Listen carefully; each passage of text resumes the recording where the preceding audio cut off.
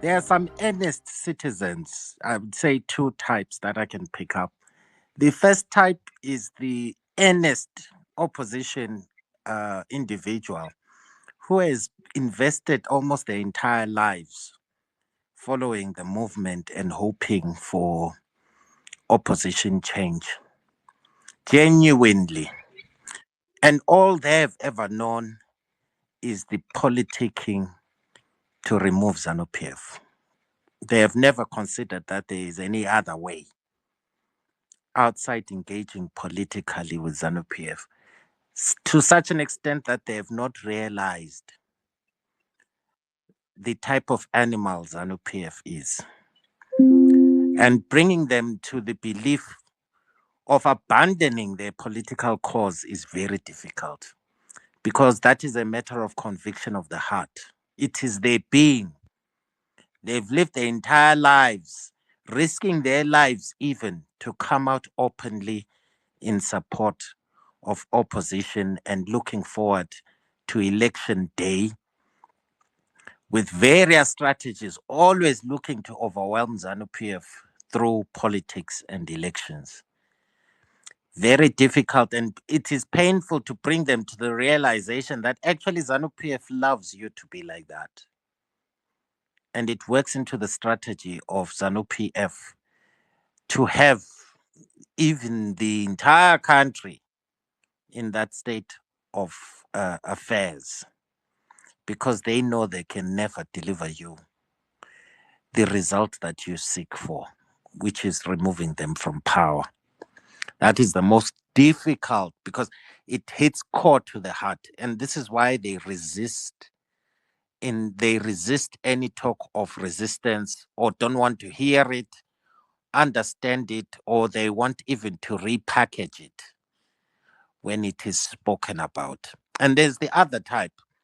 Do you know there are earnest Zimbabweans who've sold their houses to fund the opposition, lost their entire living in belief of opposition parties?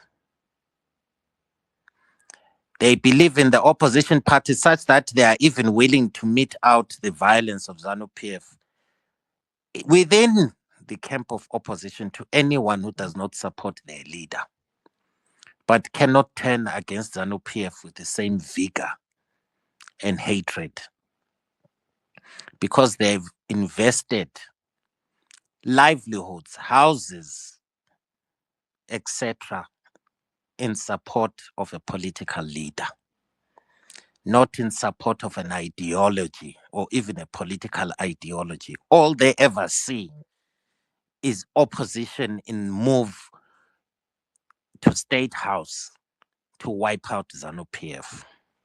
Very sensitive people.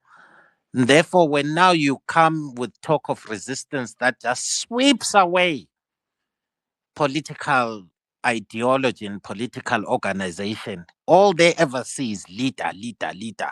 Elections, elections, elections, t-shirts, t-shirts, t-shirts, rallies, rallies, rallies.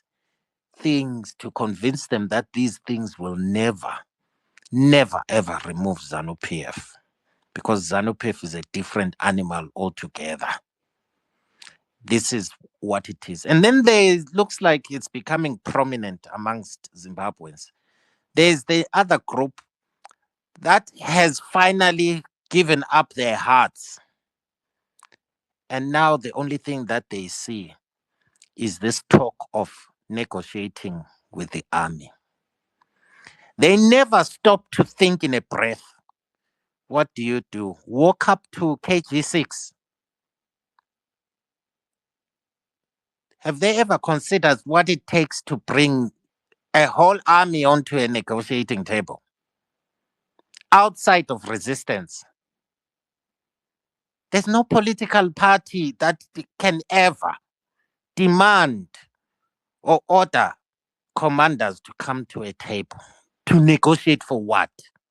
Treason. You see, you don't understand what you're asking for. A whole general to come even to sit with you or to entertain your ideas is treason, punishable by death.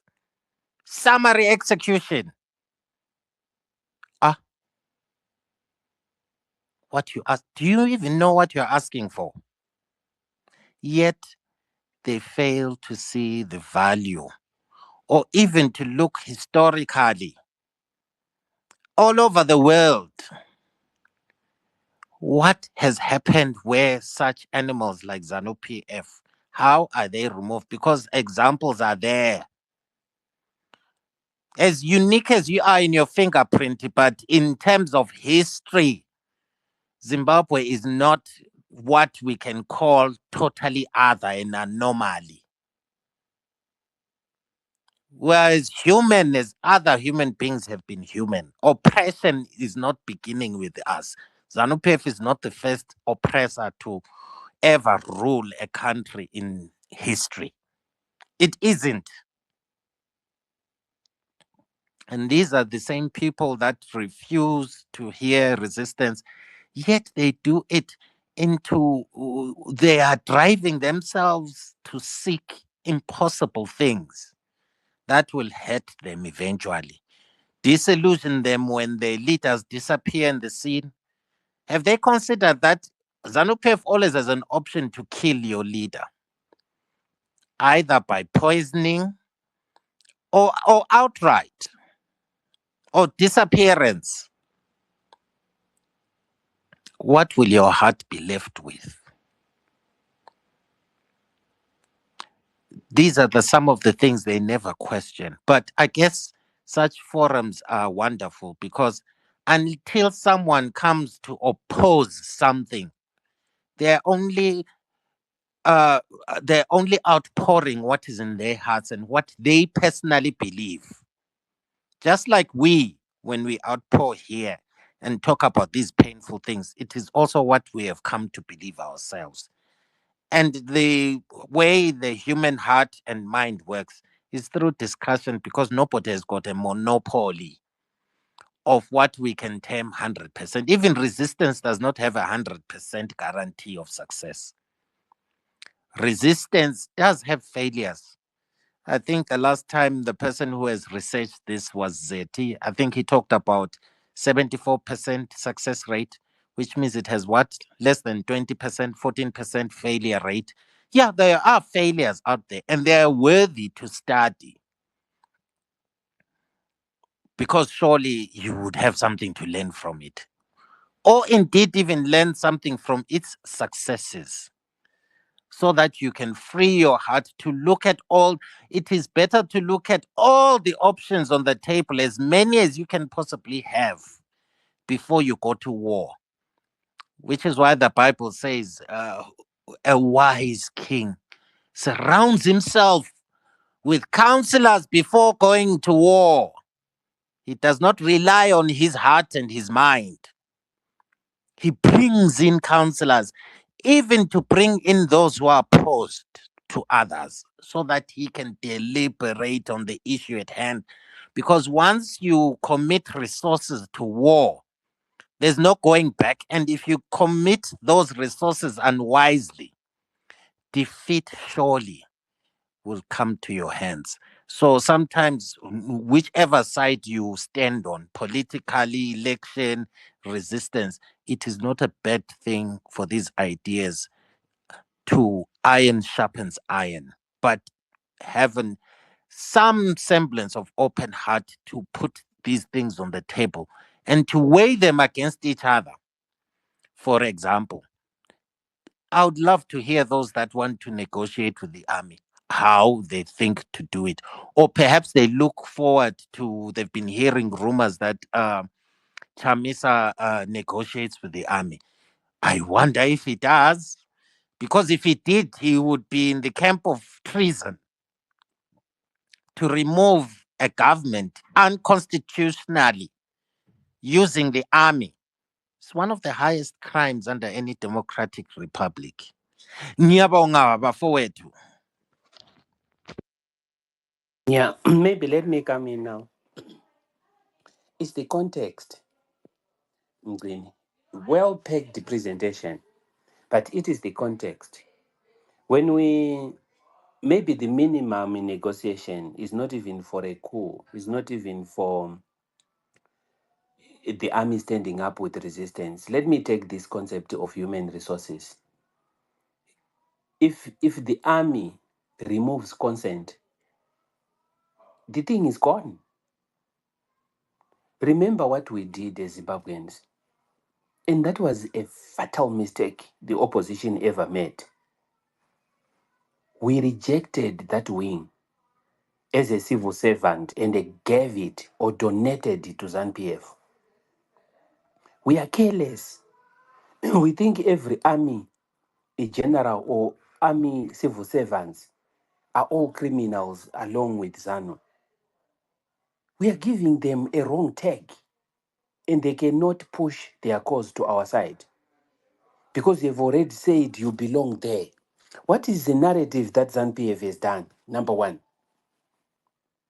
they have said ZANU is the port party for rulers. And where are the rulers coming from? The promise is on these generals.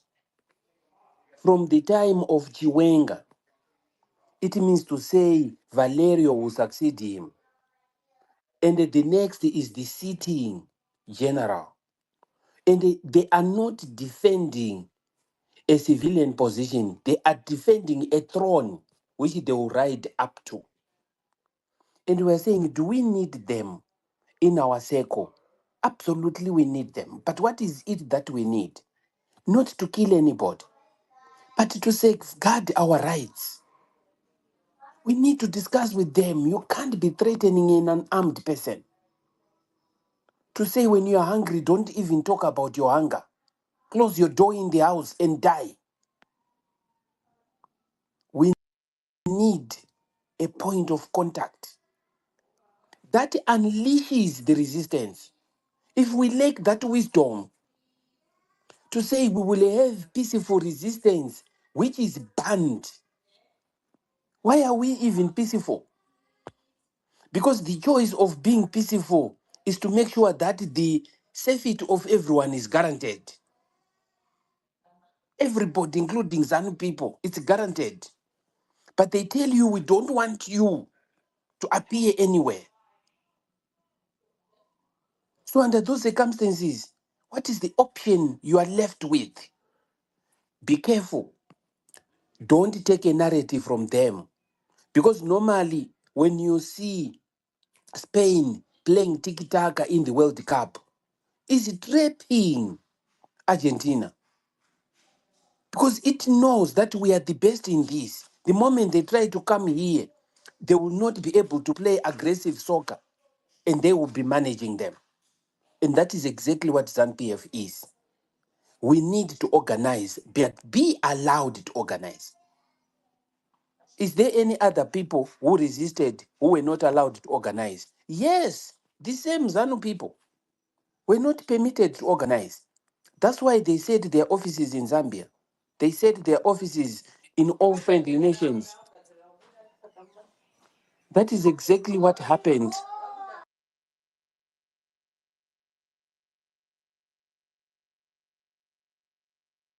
Sorry, guys, I was a little bit disturbed. It's okay. But Nika, come in. Nika, don't be quiet. Come in. We are not talking about the army for treason purposes. No, that's not the context. We need the wall of joke to know that they are standing for the civilian Zimbabweans.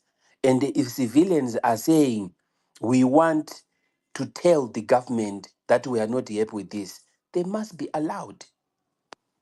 That cannot happen in a vacuum unless if we are using another force.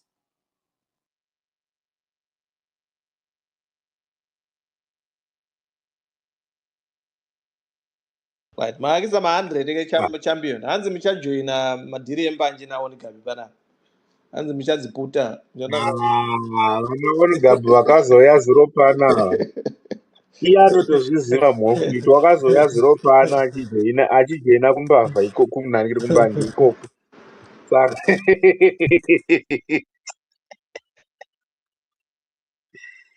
ya Resistance Guys, is the in thing, guys. We cannot even avoid it, whether we like or not. Resistance is the in thing, but we need to contextualize it and make sure that it runs with the common people on the ground. That's a fact. And one thing that I was going to talk about is Zim has existing, long existing structures that you cannot dispute. Sabhuku wavo ndesabhuku wavo hachinje. And zvinotobatsira futi izvozvo kuti muzive kuti vanhu vanonzwisisa kuti loyalty yavo pana sabhuku wavo ka hainegosiyetwi haivhoterwi. Ndo yavanongoenda nayo mentality iyoyo kana vachienda kumapati. Ndo zvavakatoenda nazvo pavaenda kuna Nelson. Saka at some stage we need to be deliberate. Kana vanhu vaidentifya kuti uyu leader wedu vana veZimbabwe ndiyo personality yavo ndiyo nature yavo. They are not as fluid as we expect them to switch this day and tomorrow they have switched this way. We need to identify those points of contact and organize around them, but make them authentic. Owen Ongabi, that is your presentation. Make them authentic, let them be realistic, let them stand with the people, be part of the oppressed people, resonate with the oppressed people. Then you are sure their representation is not rocky. Atope zangu. Ya wapedzera champion ndiye anotaura kuti vana venyoka utambi nemwana wenyoka zvakatosiyanawo maexamples enyu nepolitics dzekuzimbabwe. koinhema here. Ende nani violence resistance chakuticha zvakawanda.